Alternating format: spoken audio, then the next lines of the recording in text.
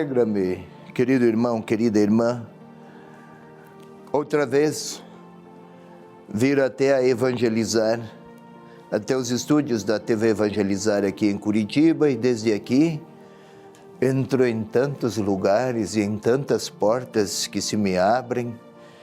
Sou grato a isso, a esse gesto de cordialidade, mas mais do que cordialidade comigo é sensibilidade pela palavra. É o texto para este domingo de João, capítulo 1, versículos 35 a 42.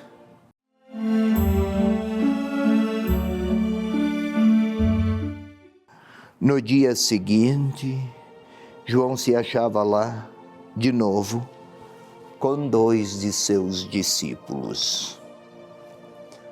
Ao ver que Jesus passava, disse: Eis o Cordeiro de Deus.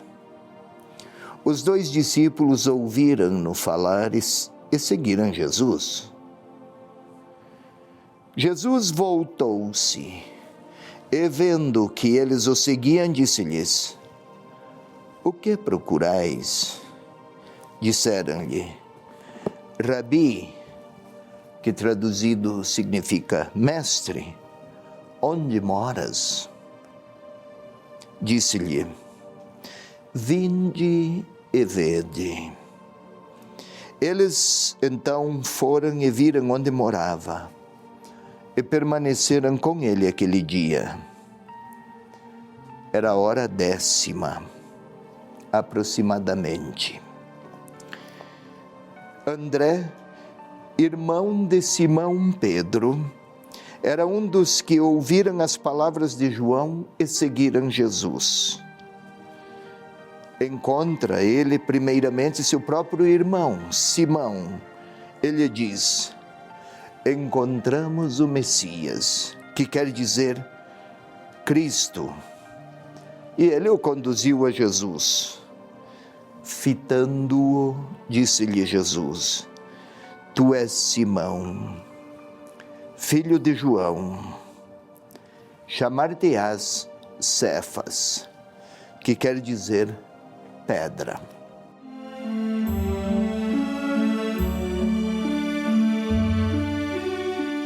Vamos lá. Começo no versículo 1, João 1,35. No dia seguinte, João se achava lá de novo com 2 de seus discípulos. Dia seguinte ao quê? A quê? O dia anterior, do que se tratara? Do testemunho de João. Ele fora, João, procurado por fariseus que lhe perguntaram: És tu o Messias? Não, não sou eu. Quem deve vir maior do que eu? Eu sou aquele que veio para anunciar que ele está próximo. No dia seguinte, então, Jesus passava. Parece uma mera indicação de coincidência. João está em um lugar e Jesus passa por lá. Numa espécie de encontro de mera casualidade. Não, não é assim. O leitor já lera uma página antes que Jesus era o Verbo de Deus que se fizera carne e viera habitar entre nós, que a voz, a palavra de Deus se tornara pessoa humana e estava entre nós. É a pessoa humana de Deus que está por aqui e está a passar aí. É Ele. Eis o Cordeiro de Deus. Cordeiro. No Êxodo, o sangue do cordeiro, o animal, assinalava as casas dos judeus eles não seriam alcançados pelas punições divinas. Os judeus seriam salvos. No profeta Isaías, o Cordeiro é aquele que toma sobre si os pecados e que é capaz da humanidade e do povo, e é capaz de suportar, é capaz de sofrer porque ama. Segunda imagem. Mas ainda o profeta Isaías, também Oséias, o Cordeiro é o animal manso, que até o lobo se põe ao bom convívio com ele, ou o urso, imagens do mundo animal para ilustrar: onde o Cordeiro estiver, a paz se estabelece. Bem, eis o Cordeiro de Deus, que tira o pecado do mundo. Tirar o pecado do mundo não é simplesmente perdoar um erro de alguém, é que transforma o mundo inteiro por sua bondade. É isso. Deixa a humanidade e o mundo sem pecados. Só um Deus pode fazer isso. É dele que eu disse: é assim, depois de mim virá um outro maior do que eu, assim João. Agora aqui, ao ver que Jesus passava, eis o Cordeiro de Deus. E os 2 discípulos se puseram a seguir. Jesus voltou-se e, vendo que eles o seguiam, disse-lhes: que procurais? Aqui, parece, pela narrativa, Jesus voltou-se, como se fosse um giro em direção a alguém. É a impressão que se tem. A tradução ou o texto original escreve um pouco diferente. Jesus mostrou-lhes a sua face. É isto. Revelar o rosto naquele tempo não é uma mera, um desvelar para mostrar uma fisionomia mais circular, mais longilínea, triangular. Não é mostrar uma demonstração facial, é revelar a própria bondade, a própria identidade. Jesus se voltou para eles com uma pergunta. Ele, Cordeiro de Deus, faz lembrar perdão, faz lembrar libertação, tira o pecado do mundo. O que procuram? Em outras palavras, estão buscando o quê? Quase a dizer para nós, o evangelista tem em mente o seu leitor: qual é o Deus que estão em busca? Alguém que realimenta poderes e potências? Ou aquele portador da paz? E eles, onde moras? Não é a pergunta por um endereço. A casa é um lugar de relações. Não é um edifício como na nossa cultura, a casa. Casa é um lugar de convívio. Mestre, tem lugar para nós em sua casa? Queremos conhecer o convívio contigo. É o Cordeiro de Deus. É a linguagem de quem adere. Queremos ir. E eles foram, viram onde ele morava. Ver não é uma operação visual no Evangelho de João, como se viu com os olhos. Ver, no pensamento teológico de João, equivale à capacidade de perceber uma verdade maior do que a aparência. Eles viram que na comunhão, no convívio com ele, havia sentido de esperança e de paz. Permaneceram com ele aquele dia. Também permanecer. Não é que ficaram lá 1 hora, 2 horas, 5 horas. É o início de uma relação de comunhão que está começada. E até está dizendo a hora, né? Era a hora 10ª, aproximadamente. A hora 10ª. Seria o equivalente às 4 da tarde. Mas o que tem aqui o horário? O dia começava às 18 horas, até às 18 horas do outro dia, naquele tempo. Para nós começa a 0 hora.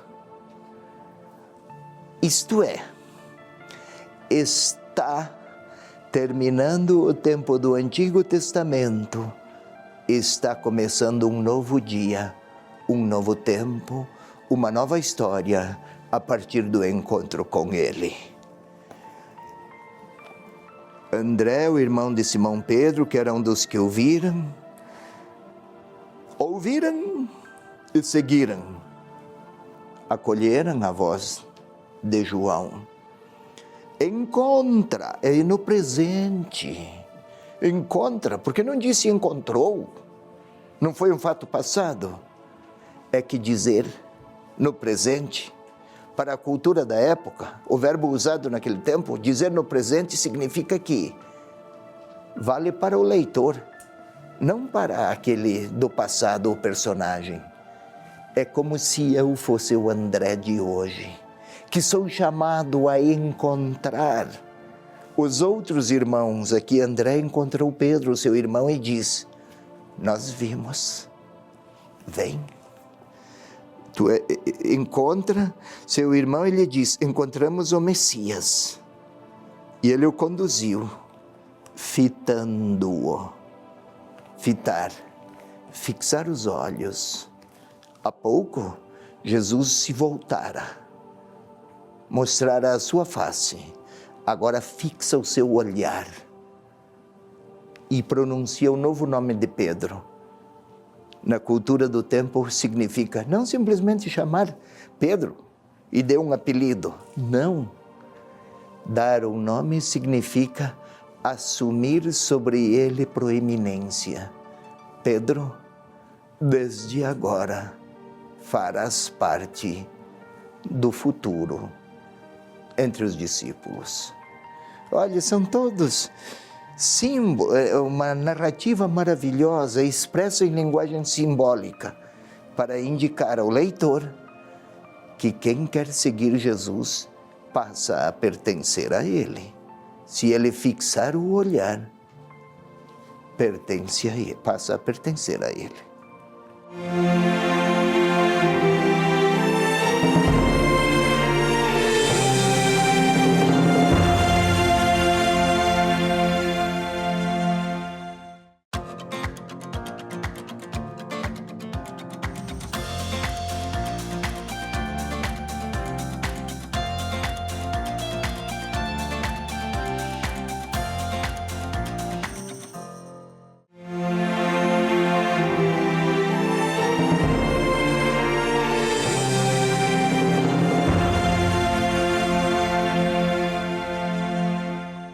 Ponhamos-nos agora a orar, querido irmão, querida irmã. A explicação da primeira parte não tinha um objetivo de tipo curso ou de ensinar. O que se fazia e o que se ensinava é para predispor a uma oração criativa agora.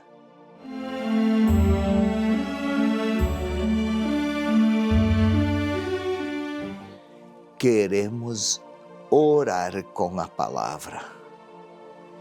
Que o nosso falar a Deus funde-se no que Deus nos falou. Que o nosso falar a Deus fundamenta-se no falar do próprio Deus. Isso é orar com a Bíblia. Importante aqui é o recolhimento, é necessário. Deus não está diante dos nossos olhos e não é uma presença física. Então impõe-se recolhimento para encontrá-lo desde dentro de nós. É lá que ele vive desde o nosso batismo. Queira fechar os olhos, pois, posicionar-se de um modo a favorecer o recolhimento e a quietude. E para isso, respire profundamente agora e lentamente, como se estivesse a controlar e a sentir o movimento do ar, que lento, mas bem direcionado, chega aos meus pulmões. Entra pelas narinas, atravessa a garganta, traqueia, chega aos alvéolos pulmonares, inflou os pulmões, estão cheios. Sinta os seus pulmões inflados de oxigênio. O oxigênio é para o corpo, o que é o Espírito de Deus para a nossa interioridade. Sinta o seu coração a bater. Aqui é preciso concentrar-se. Tente sentir o coração a bater, não apenas saber que ele pulsa. Tente sentir o movimento, o coração que se contrai, que se abre com força, bombeia o sangue, que recebe novamente o sangue e bombeia outra vez. Desde o nascimento nunca houve qualquer interrupção. Eis quem somos. É uma maravilha biológica. E desde essa corporeidade, desde esse corpo, desde a inteligência, desde os afetos, vamos tentar orar então. Vamos pedir ao Espírito Santo que direcione todas as nossas melhores capacidades para a atenção à palavra que há pouco foi lida, explicada. Espírito Santo de Deus, vida do próprio Deus, fonte que jorra, fonte de amor que nos transforma. Estavas com o Senhor Jesus quando Ele se apresentou aos seus. Estavas com Ele em tudo o que Ele fez em favor dos seus, em todos os movimentos, palavras, gestos. Estavas com os apóstolos lá no cenáculo. Vem participar agora, como outrora, deste momento de encontro que buscamos com o Senhor Jesus. Glória ao Pai, ao Filho e ao Espírito Santo. Como era no princípio, agora e sempre. Amém. Agora vamos usar a nossa imaginação, criar imagens das cenas que o Evangelho propôs há pouco. Os olhos fechados. Vamos imaginar algum lugar, uma pequena praça, em algum lugar que não seja muito povoado, um rio por perto, porque João Batista falou desde as proximidades do Rio Jordão. Um pequeno rio, 20 metros, mais ou menos. Todos nós vimos algum rio desse porte. Vamos imaginar. Tem algumas pessoas mais distantes que João batizara, mas aqueles dois. Há 2 discípulos, um é André, o outro não, nem tem o nome. E Jesus passa. Mais do que passar, Jesus se deixou ver. É o Filho de Deus, que a nossa imaginação nos ajuda a ver. E João a dizer a aqueles dois, é o Cordeiro de Deus. Cordeiro faz lembrar paz, quietude, capacidade de sofrer em favor daqueles que ama, nenhuma reação violenta. É Cordeiro de Deus. É um modo amoroso de Deus mostrar sua bondade. Tira o pecado do mundo. Quem é capaz disso? Passa lá um jovem, adulto como ele, o Cordeiro de Deus. João percebeu. Aqueles dois o seguem. Podemos até observar Jesus que se volta para os dois. Lá estamos nós, a observar o que buscam, o que querem. Não esqueçamos, quando Jesus se voltou, não foi o movimento físico de uma interlocução normal. Um fala para o outro e olha porque fala. É revelar o seu rosto, mostrar sua face, mostrar a própria bondade. Podemos até ouvir aqueles dois: onde moras, mestre? E quem sabe o Senhor: venham. Podemos observar aqueles gestos: venham comigo, vão ver. Agora já não estão mais atrás do mestre, estão ao lado dele e estão a caminhar. A conversa continua, até se distanciam, eu posso ver.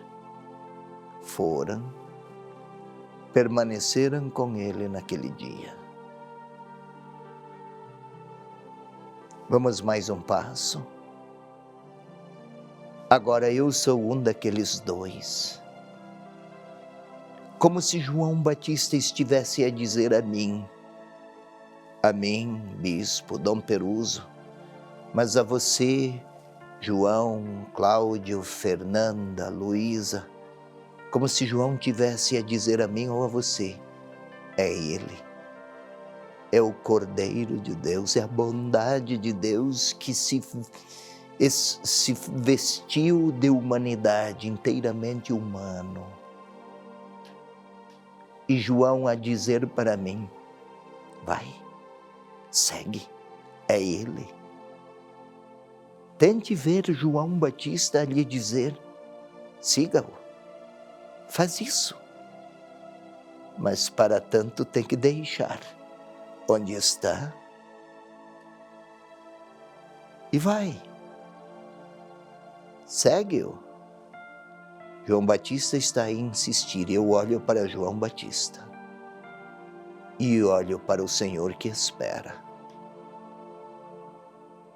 Ponho-me a segui-lo e agora o Senhor, Jesus, talvez pronuncie o meu nome e diga: ei,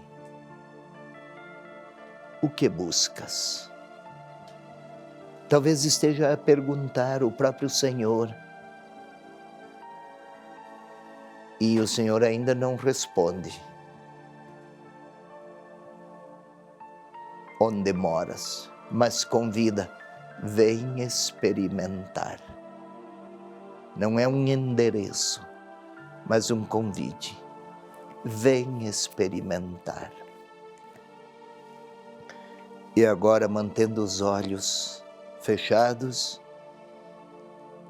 eu posso me imaginar levado pelo Senhor até a sua casa, até a comunhão com Ele. Ele é o Cordeiro de Deus, talvez eu um grande pecadora, mas Ele passou, deixou-se ver e está a fazer um sinal para mim, a chamar-me: vem, vem ver, vem e vê. Não é uma ideia, Não se trata aqui de um enunciado. Vem ficar comigo, um tempo comigo, e então vais saber onde eu moro. Talvez o Senhor esteja a me convidar e espera a minha resposta. Ele me olha e não se move porque espera que eu o siga. Ele está a me aguardar. É a hora da minha oração. O que vou lhe falar? Ante o convite que ele me dirige, vem e vê. É o momento da minha palavra orante agora.